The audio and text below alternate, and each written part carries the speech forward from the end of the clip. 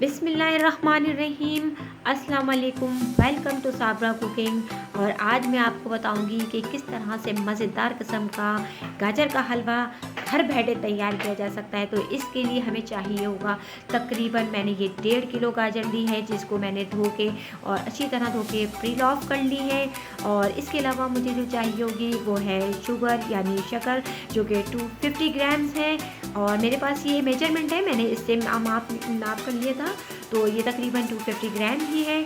और इसके अलावा मुझे चाहिए होगी ये 1 टीस्पून जो है वो इलायची पाउडर है, जो कि बहुत ही बारीक है बिल्कुल।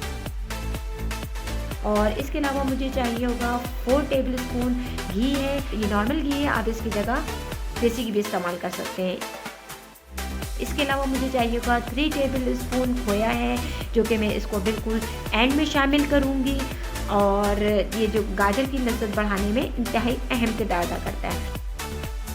ये बॉयल अंडा है, ये ऑप्शनल है, अगर आप चाहें तो इसे यूज़ करें और ना चाहें तो इसे आप स्किप भी कर सकते हैं।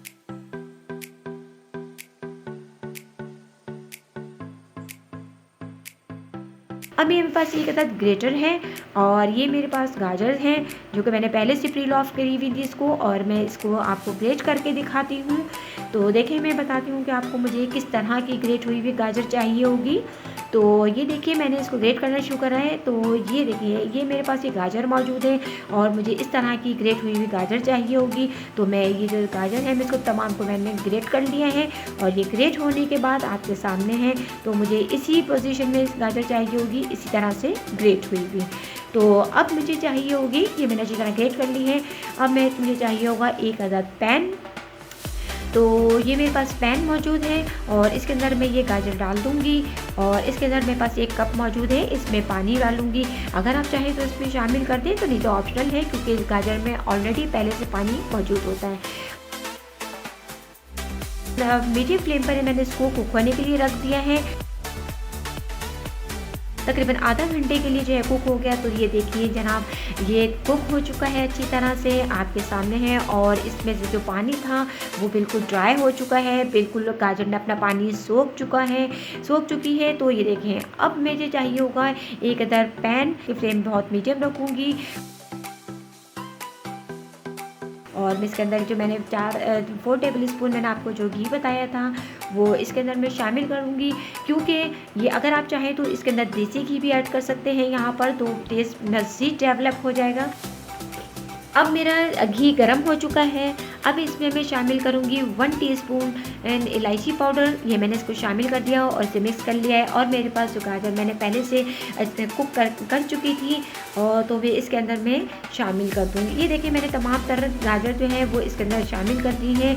और अब मैं इसको अच्छी तरह से मिक्स कर लूँगी। और अब मेरे पास जो पहले से मौजूद 250 ग्राम्स शुगर थी वो इसके अंदर मैं शामिल कर दूँगी और इसे अच्छी तरीके से मिक्स कर लूँगी। और इसको 10 to 15 मिनट्स के लिए ना हाई फ्लेम पर इसको अच्छी तरह से भून लूँगी। ये देखिए गाजर का हलवा भून चुका है अच्छी तरह। और ये केवड़ा एसेंस है, ये तकरीबन मुझे 1 ड्रॉप चाहिए होगा। और ये क्योंकि एसेंस है तो इसलिए लिहाजा मैं इसको 1 ड्रॉप ही डाल रही हूँ, ये 1 ड्रॉप ही इसके लिए बहुत होता है।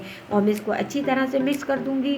और ये जनाब आली, अब मेरे पास जो पहले से मौजूद था, मैंने आपको बताया था 3 टेबल स्पून खोया था, अब मैं यहाँ पे खोया इसमें शामिल कर दूँगी।